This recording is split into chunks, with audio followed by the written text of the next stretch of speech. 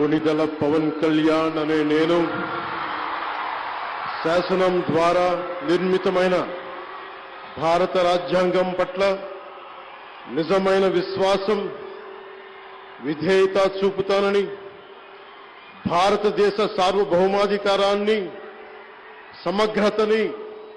కాపాడుతానని ఆంధ్రప్రదేశ్ రాష్ట్ర మంత్రిగా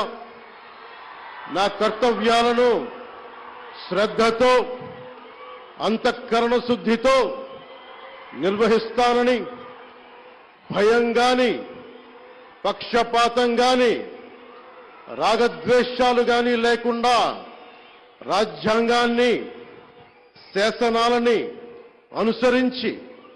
ప్రజలందరికీ న్యాయం చేకూరుస్తానని దైవ సాక్షిగా ప్రమాణం చేస్తున్నాను. నేను